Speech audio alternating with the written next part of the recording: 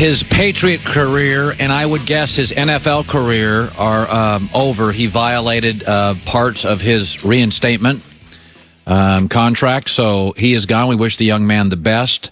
And with that, I bring in Peter King, NBC Sports, Football Morning in America, via the Coward Global Satellite Network. I said this about 45 minutes ago. He led him in yards since week 5, second most snaps.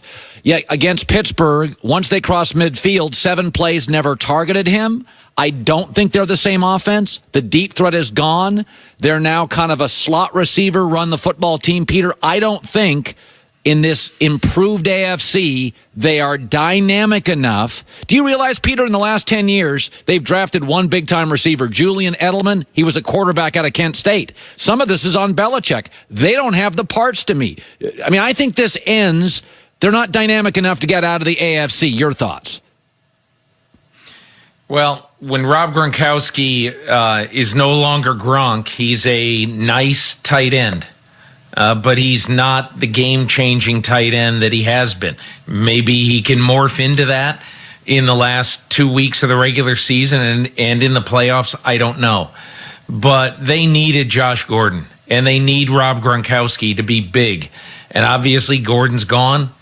Rob Gronkowski is there, but not what he was. So this is on Bill Belichick, quite honestly. Yep. For the amount of resources that he devoted to the receiver and skill positions on this team, and the fact that they tried for a Hail Mary, and for a little while it sort of worked with Josh Gordon. But, you know, the bottom line in this whole thing is 2 bottom lines. Number one, they had Brandon Cooks, didn't want to pay him. They traded him for a 1. And Brandon Cooks is worth a 1.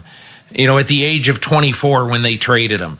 And in my opinion, they should never have traded Brandon Cooks. They should have kept him, worked with him, and figured out a way to sign him and have him be the keystone to their receiving core. They didn't do that, so that's one thing. The second thing is to rely in any way on Josh Gordon. A guy who was expelled from 2 middle schools, a guy who was expelled from a high school, a guy who was suspended by Art Briles at Baylor twice, a guy who dealt marijuana in college, a guy who was suspended 5 times in the National Football League, left once more of his own accord in Cleveland and missed most of another season, and now leaves supposedly of his own accord, but we'll see. So since he's been in the NFL, he's left his team either by league edict or his own 7 times. And so did you really think this was going to be different? I really didn't, Colin. Yeah, no, I think you said it. It's a Hail Mary, and you shouldn't have to have Hail Marys. Chargers aren't doing Hail Marys. Chiefs aren't. Steelers aren't. I look at them as it's a pop gun offense. They only had 2 Pro Bowlers, by the way, and one's kind of a joke. Tom Brady should not be in over Andrew Luck. They do not have enough players. It's not on Brady's age. I want to segue to something else. In fact, in the Super Bowl bubble, I've only got 5 teams now that I really think could win the Super Bowl. Chargers, Chiefs, Steelers out of the AFC, and I would say Saints, Bears out of the NFC. I don't know what to do with the Rams right now. I think there's something wrong with Gurley. They're not running as much. If I asked you, Peter, legitimate Super Bowl bubble, who's in it? Because it's really shrunk down to about 5 teams for me. What about you? Well, I mean, look, the Rams fell off the edge of a cliff. Yes. After their bye. They just did. I mean, there's no logical explanation for Jared Goff forgetting how to play quarterback, but he has. I mean, the last 3 games, 1 touchdown, 7 interceptions. One of the dumbest plays you'll see out of any quarterback in NFL history when he hands a touchdown to the Philadelphia Eagles in a game they lose by 7 points. And so, Colin, I don't know if you saw it, but go back and watch Sean McVay in his post-game press conference. Yes. After the losing to the Eagles. I'm just telling you, he just saw a ghost. He just saw a ghost. Because Sean McVay can win. He can figure a way to win with Todd Gurley taking a week off, taking 2 weeks off, taking 3 weeks off. He can figure a way to win.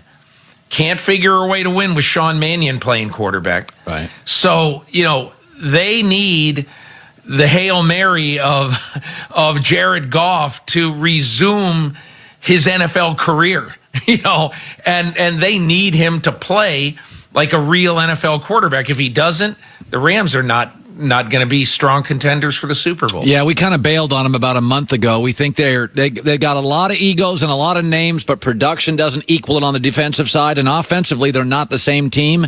I think people around the league also got tired of hearing Sean McVay's smarter than everybody, and they became a huge target. That didn't help them. I'm going to throw two things at you. Carolina's got a new owner. My sources tell me pretty impatient guy. Okay, like he comes from the Steelers, but there's a reason that Ron Rivera had to fire a couple of coaches after a loss this year, and that they're not going to get rid of Cam Newton. They owe him too much money. If Ron Rivera is let go, I think he's a terrific coach. I would hire him in Green Bay. I think we've fallen into this thing, Peter, where we think automatically that a good quarterback needs a young defensive coach. Manning had Dungy. Brady's got Belichick. Ben's had Tomlin. A lot of Russell Wilson's got Pete Carroll. A lot of Super Bowls there. Who do you think takes the Green Bay job? Am I nuts? Is it Harbaugh? What about Ron Rivera? Well, I think I'd talk about the other Harbaugh. What's going to happen in Baltimore? Steve Bisciotti seemed to have an itchy trigger finger there for a while, the owner of the Ravens. And I still don't know if John Harbaugh with certainty is going to come back. I think he probably is, but if he's on the street, he lasts about 10 minutes. He'll be easily, far and away, the number one most desirable coach on the market. John Harbaugh. Yeah. I agree with you. I think Ron Rivera would get a job if he's on the street. I simply can't believe that David Tepper would fire him. I just can't.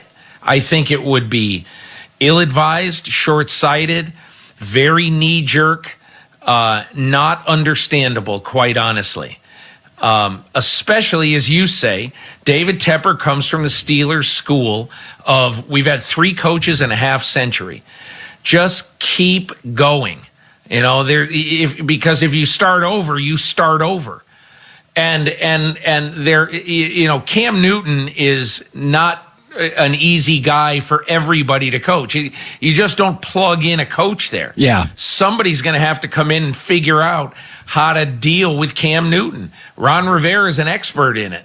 So, and again, I'm not saying that Ron Rivera has done a great job. All I'm saying is that I think it's ridiculous to fire Ron Rivera based on the fact that they're in a 6-game slide, when it's pretty understandable why they're in a 6-game slide. The quarterback can't throw the ball past 15 yards down the field. Only about 45 seconds to a minute left. It is weird. I love Carson Wentz. He gets hurt. Foles comes in. The offense looks better.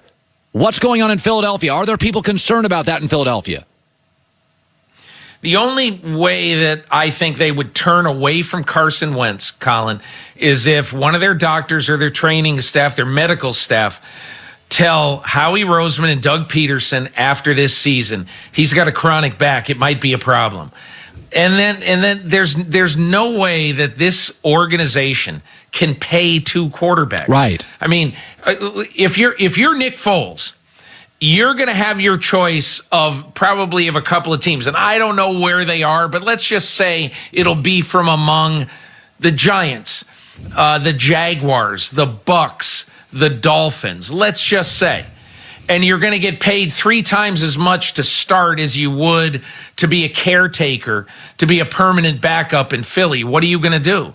It's not hard to see that, unless the Eagles do something radical here, that Carson Wentz is going to be their quarterback of the future, and Nick Foles is going to be somewhere else next year. That isn't to say that Foles can't win big in Philadelphia, but you can't have 2 quarterbacks and pay them both. Yeah, it's an interesting situation. When Nick Foles comes in, Alshon Jeffrey emerges. When Wentz is in, Zach Ertz's numbers mushroom. So it does feel like he makes Alshon Jeffrey a much more dynamic player. That's Peter King, NBCSports.com, Football Morning in America.